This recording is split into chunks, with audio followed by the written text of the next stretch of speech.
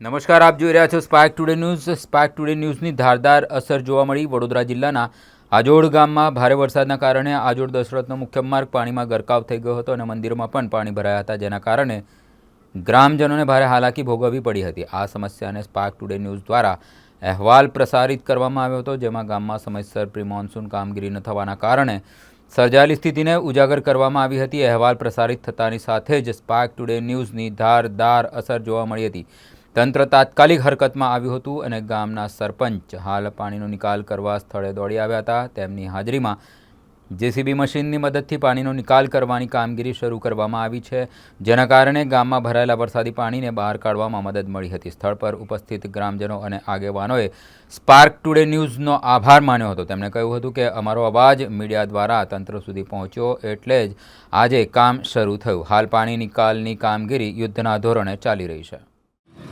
Spark today ન્યૂઝના અહેવાલ મુજબ જે આપ્યું હતું એ પ્રમાણે અમે યુદ્ધના ધોરણે ગામમાં જે સ્થિતિ થઈ હતી, પાણી ભરાઈ ગયેલી, મંદિરોમાં પાણી ભરાઈ ગયું, એ અમે યુદ્ધના ધોરણે કામકાજ ચાલુ કર્યું છે. અને અમે સ્વખર્ચે અમે જે પાઇપો લાવી અને અમે નાખીને ગામનું પાણી બહાર કાઢીને અમે દશરથ સાહેબ નીકળી જશે.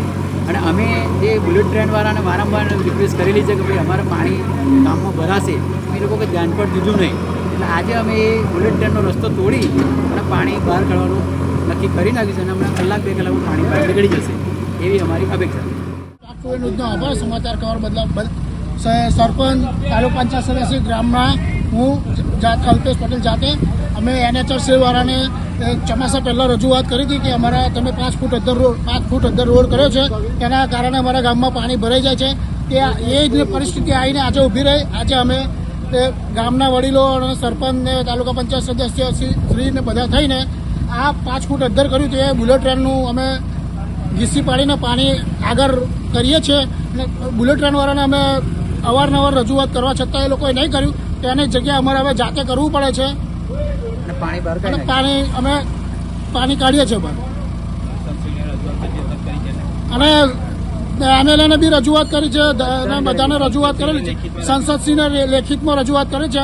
ભાજપવાળાની બી કંઈક ઊંઘ ઉડતી નથી. બરાબર, ખાલી કહેવાના સોપાના કેન્દ્રના પ્રોજેક્ટ આવે છે, બસ અમને પ્રોજેક્ટ કરાવ્યા છે. આજુબાજુના ગામને કોઈ તકલીફ પડે છે એ અમને કંઈ મગજમાં આવતું નહીં અને એમનું એક હથ્થું શાસન ચલાવે છે. શું નામ છે આપણું? મારું નામ અલ્પેશ પટેલ.